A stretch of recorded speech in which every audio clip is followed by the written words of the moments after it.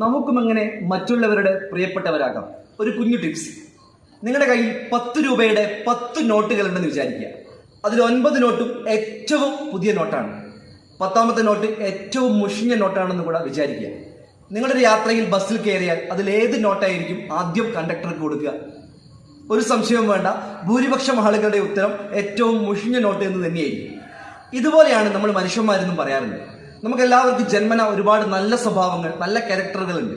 പക്ഷെ ആ നല്ല ക്യാരക്ടറുകളൊക്കെ ഭൂരിപക്ഷ ആളുകളും മനസ്സിന്റെ ഉള്ളിൽ സൂക്ഷിച്ചു വെക്കുകയും നമ്മൾ ഇടപെടുന്ന സ്ഥലങ്ങളിലൊക്കെ ഏറ്റവും മോശപ്പെട്ട നോട്ടുകളാണ് കൊടുക്കാറ്. അസൂയ, കുശുമ്പ്, ദേഷ്യം, അഹങ്കാരം ഇങ്ങനെയൊക്കെ നമ്മൾ ചുറ്റുപാടുകൾ കൊടുത്തുകൊണ്ട് നല്ലതൊക്കെ സൂക്ഷിച്ചു വെക്കും. ഒരു കാലത്ത് നമ്മൾ ഇല്ലാതായി പോകുമ്പോൾ നമ്മളോടുകൂടി തന്നെ നമ്മുടെ ക്യാരക്ടറുകളും നല്ല ക്യാരക്ടറുകളും നശിച്ചു പോവുകയാണ്. ഇതിന് പകരമായി നമ്മൾ ഇടപെടുന്ന സ്ഥലങ്ങളിൽ നല്ല 10 രൂപയുടെ നോട്ടുകൾ കൊടുത്ത് മോശപ്പെട്ട 10 രൂപയുടെ നോട്ടുകൾ ആരും കാണാതെ ഉള്ളിൽ വെക്കുമ്പോൾ നമ്മളും മറ്റുള്ളവരുടെ പ്രിയപ്പെട്ടവരാകും.